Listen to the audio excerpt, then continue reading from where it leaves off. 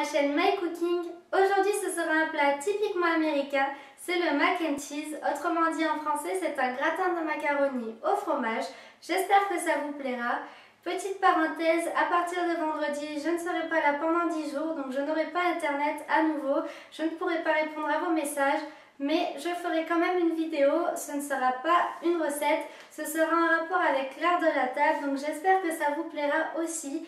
N'hésitez pas à me dire ce que vous avez pensé de la recette en commentaire, à vous abonner si vous avez aimé et que vous voulez suivre mes vidéos, et je vous laisse avec la recette.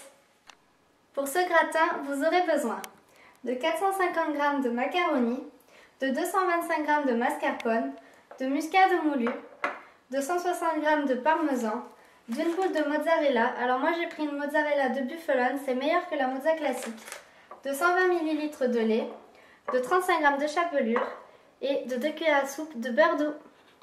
On va d'abord commencer par porter un grand volume d'eau salée à ébullition. Pendant ce temps, on va râper 110 g de parmesan. Au bout, on va pouvoir y verser nos macaronis. Pour le temps de cuisson, il est marqué sur votre paquet. Pour moi, ce sera 7 minutes. Pendant ce temps, on va faire fondre le mascarpone, le parmesan râpé et la pincée de noix de muscade pendant 2 minutes à feu moyen.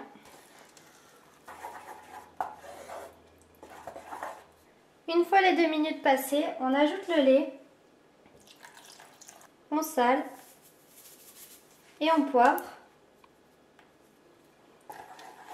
On mélange et on laisse cuire à feu doux en attendant que les pâtes soient prêtes.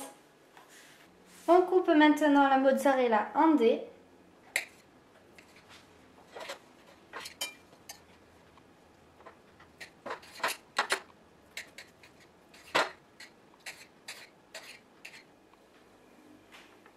Les pâtes sont prêtes, on va maintenant les égoutter.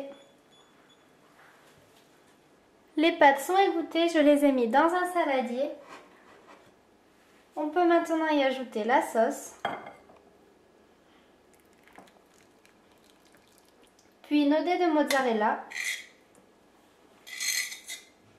et on mélange.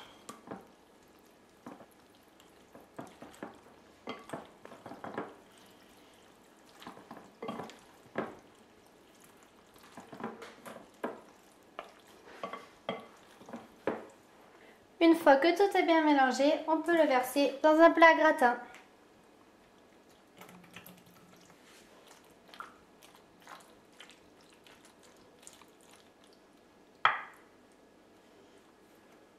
Si comme moi vous préparez votre mac and cheese à l'avance, vous pouvez couvrir votre plat à gratin et le mettre au frigo à partir de cette étape. Une vingtaine de minutes avant le repas, on préchauffe le four à 200 degrés et en mode convection si possible. Pendant qu'il préchauffe, on râpe les 50 g de parmesan restants. On mélange le parmesan avec la chapelure.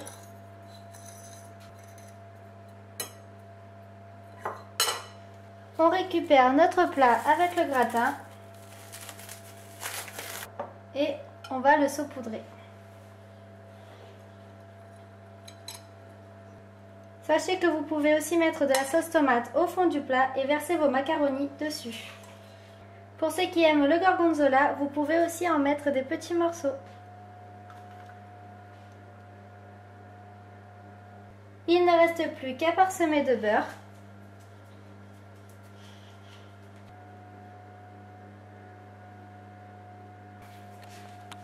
Et c'est parti pour 15 minutes.